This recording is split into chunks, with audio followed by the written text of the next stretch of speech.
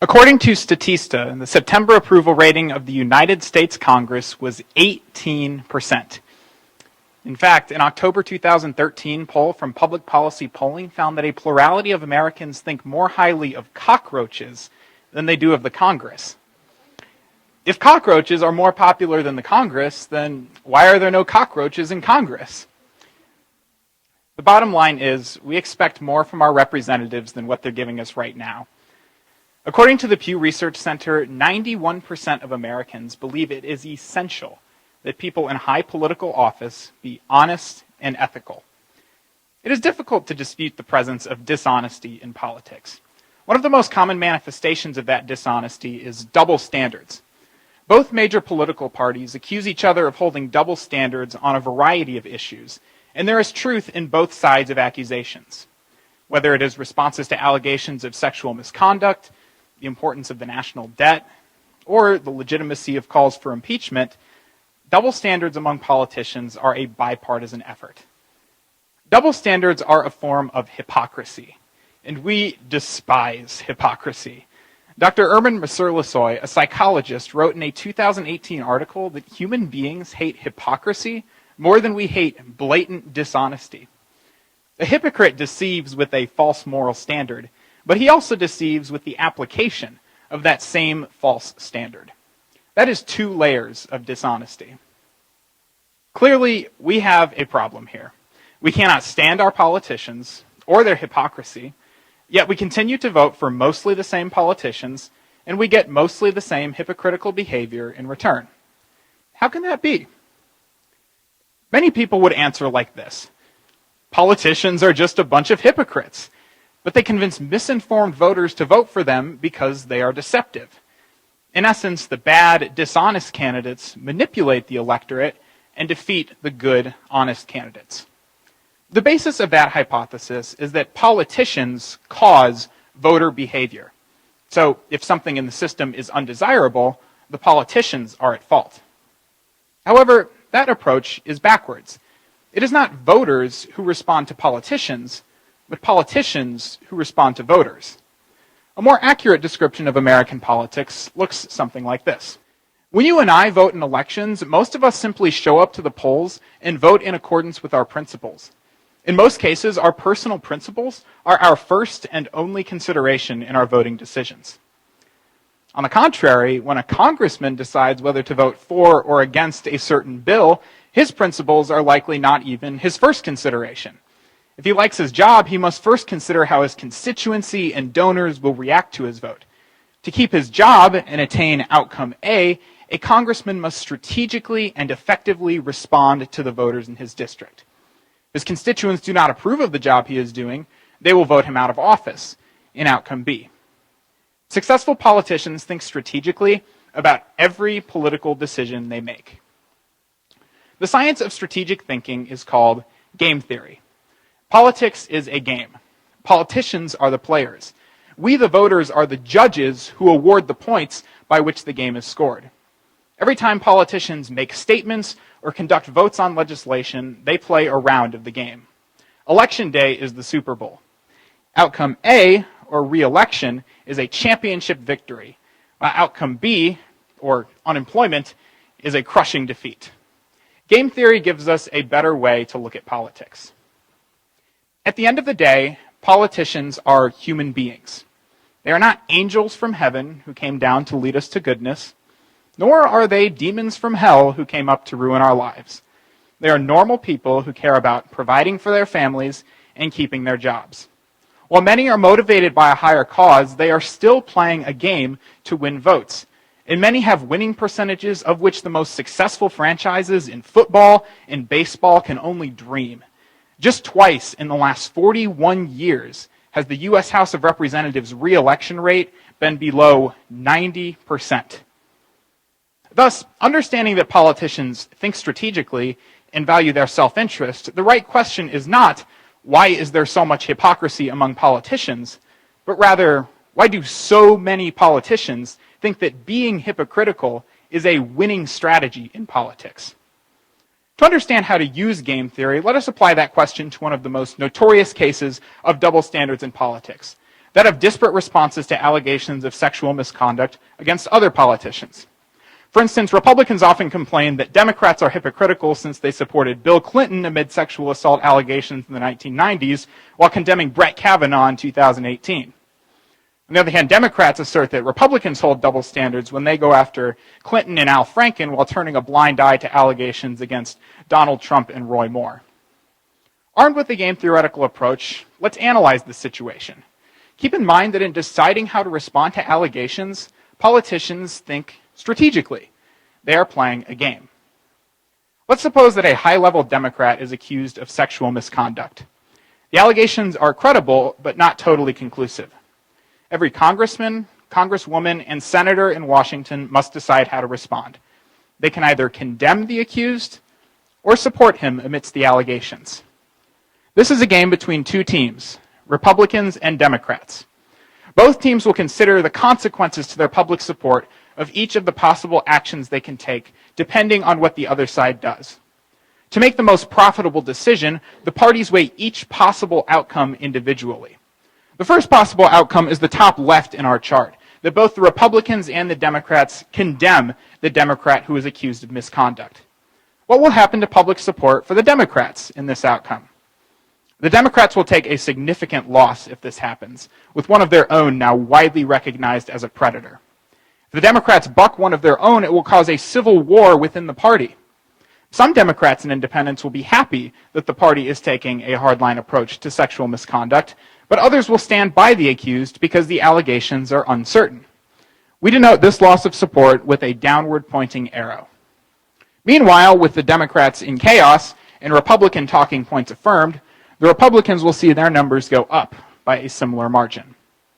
Another possibility is the bottom right, where both the Democrats and Republicans support the accused Democrat. This time, support for the Democrats goes up, but support for Republicans declines. If both sides repudiate the allegations appear to be ridiculous libel, a concocted right-wing conspiracy. Democrats appear strong and persistent, but Republicans appear desperate.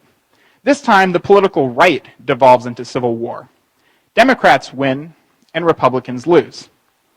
The other two possibilities are cases where the parties respond to the allegations differently from each other.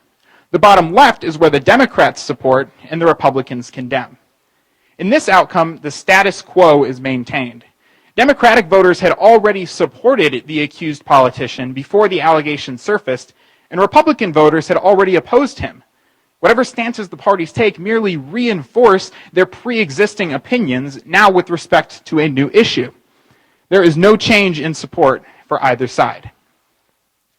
Of course, anything is possible, and that includes the top right outcome. Envisioning the consequences of this outcome is analogous to entering a world where the Democrats on Capitol Hill called for Bill Clinton's impeachment in the 1990s, while the Republicans vociferously defended the Democratic president. Obviously, this is the worst possible outcome for both sides. To stress the unlikelihood of this outcome, we give each side a large downward-pointing arrow. Now we know the possible outcomes and the consequences of each one. Now which one will be the most likely outcome? It's up to the teams, so what will the teams decide? Let's look at the three likely payoffs for the Democrats. Their support can either go up, go down, or stay the same. Notice, the best two outcomes, an increase in support and no change, both occur when the Democrats support the accused harasser. This is what game theorists call a dominant strategy. No matter what the Republicans do, the Democrats are always better off when they do not condemn. So we know the Democrats will choose to support, knowing that they respond to potential voter reactions. Now let's observe how the Republicans will analyze this game. Like the Democrats, their support can either go up, go down, or stay the same, only this time, the two most profitable outcomes occur when the Republicans condemn the accused.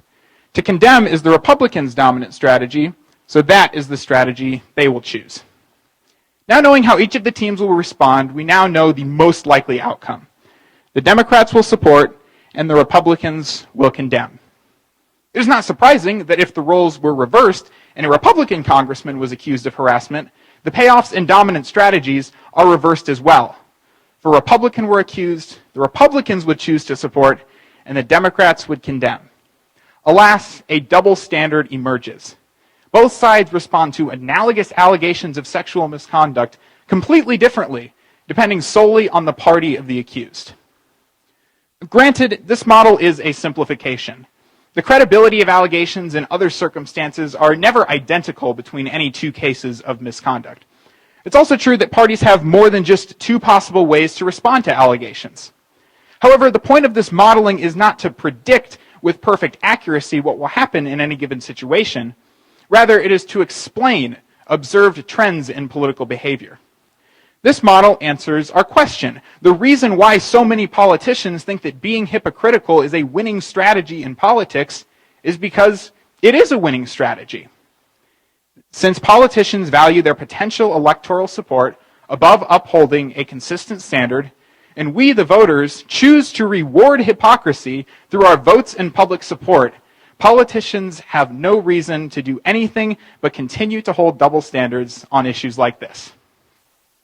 So, that's depressing. But don't worry, now it gets better, because when we use game theory as our approach to politics, we need not stop at identifying the problem. Now we can engineer solutions that address the root cause of the issue. We can turn hypocrisy from a winning strategy into a losing strategy. One option for us to do that is to be idealistic, pursue systemic solutions, and try to change the object of the game of politics. For instance, if we implemented a one-term limit on every representative in Washington, politicians would not necessarily try to please their voting base or political party above upholding their personal ideals. That would make Congress more like the Supreme Court, where each justice's philosophy is consistent. But changing the object of the game is not necessary. Remember, we, the voters, award the points. If we just change the way we choose to award the points, we can have an impact without waiting on an unlikely policy proposal. So, if hypocrisy in politics angers you, here are some solutions you can implement for 2020 or for your next local election. First, you must decide what is important to you and stick to it. If you told your fellow voters in 2012 that Barack Obama's charged rhetoric disqualified him from the presidency, and you vote for Donald Trump in 2020, then you are giving politicians a very good reason to hold double standards on this issue. If you vote for Donald Trump, that's fine. But if you do, be honest about what is really important to you. If asked why you voted for someone who uses charged language sometimes, don't say, Obama did it and you didn't care then. Say instead, President Trump will continue to nominate conservative judges to the Supreme Court, and that is more important to me than that aspect of his character. Then, if a Democrat, say Elizabeth Warren, uses similar rhetoric in the future, continue to be honest. Say, the rhetoric is not good, but it is not the main issue. The real problem I have with Senator Warren is her stance on abortion.